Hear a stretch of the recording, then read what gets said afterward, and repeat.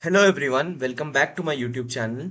Today in this video, I wish to address an issue which is faced by a lot of students who have enrolled in the COAP portal.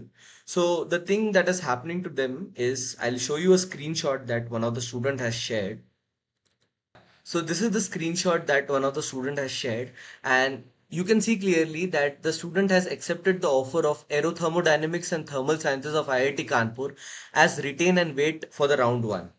But as we see the round 2 results, we can see that there is only one program that is visible, and that is of flight mechanics from IIT Kanpur. But usually you'll see that if it is the offer which you retain, it is also visible here to again retain or accept. So why is the offer not visible? So the thing you have to understand is IIT Kanpur, while you were filling the form, had asked you to choose the branches you want to enroll in the order of preference. And since you had flight mechanics as a higher preference than aerothermodynamics, so what actually happened is in round 1, there is some other person ahead of you who was offered flight mechanics from IIT Kanpur, but he retained any other offer than this offer. So this offer got rejected, and then you were eligible for this offer.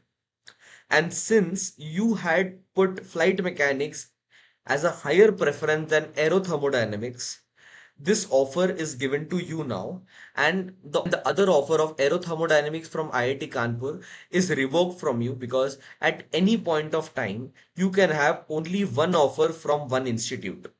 So since you have flight mechanics as a higher preference, it is obvious that you would choose to go for flight mechanics instead of aerothermodynamics. So that offer is revoked from you and is offered to the next eligible person.